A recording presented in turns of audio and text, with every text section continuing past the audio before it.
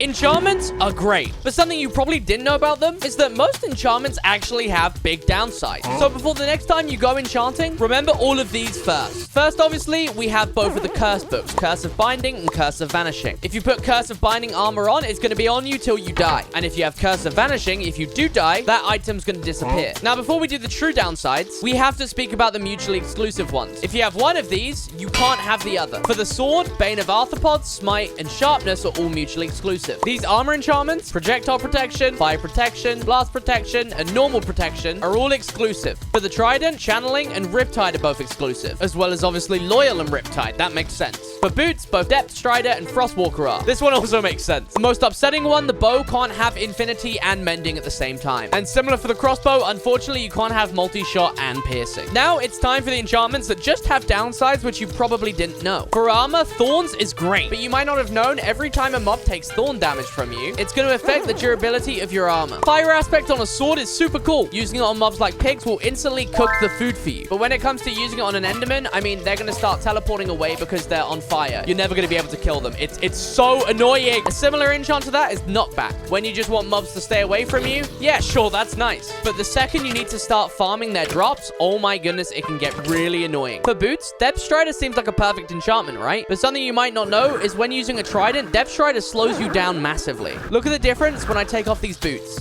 See, you can like actually glide underwater. As soon as you put them back on, you kind of just jolt forward a little bit. And Silk Touch is good when you need it for a pickaxe. Yeah, I guess you can't use it with Fortune, but another downside of this, you might notice I'm getting no XP from all this. So when having mending on this, the only real way you can get XP to go towards this is by having it in your offhand. Now don't get me wrong, with most of these enchants, it's still definitely worth it. But hey, for the future, it's worth noting down. So if you want more tips like this, subscribe for more.